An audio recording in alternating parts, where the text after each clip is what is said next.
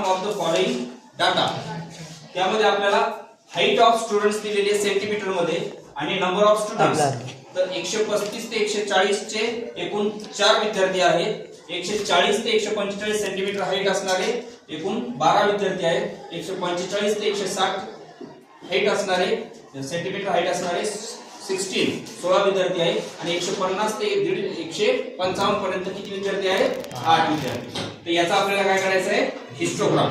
तर त्यामध्ये आपण ग्राफ मध्ये एक्स ऍक्सिस आणि वाय ऍक्सिस काढून घेऊ. हा झाला आपला वाय ऍक्सिस. वाय ऍक्सिस आणि आडवा झाला आपला एक्स ऍक्सिस.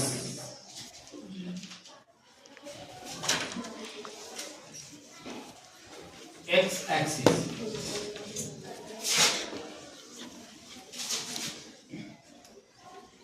इथे झाला आपला 0 आरंभ बिंदू. आता आपल्याला एक्स ऍक्सिस वर आपल्याला टॉस दाखवायचे वर्ग म्हणजे हाईट दाखवायची 135 पासून 0 to 1 सेंटीमीटर. पहिले या ठिकाणी आपण घेणार 135, नंतर 140, 145, 150, 155. वाटलं ते समोरच आपण घेऊन टाकायचं 160.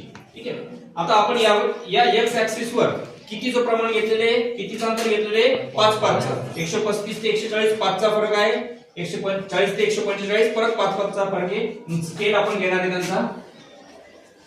Scale on X axis 1 centimetre is equal to 5 चा आपण त्यामध्ये फरक घेतलेला आहे.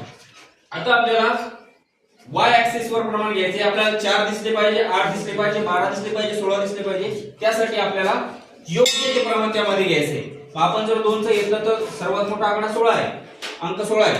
2 4 6 8 10 12 14 16 बसतात आपल्या लेखावर. आपण 2 चा फरक घेऊ.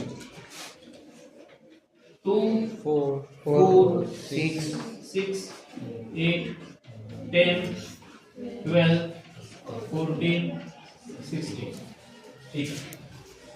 आता 135 to 145 सेंटीमीटर असणारे एकूण नंबर ऑफ स्टुडंट्स आहेत 4. मग आपला 135 to 140 चा 4 पर्यंत आपण आयतालेख म्हणजे हिस्टोग्राम काढणार.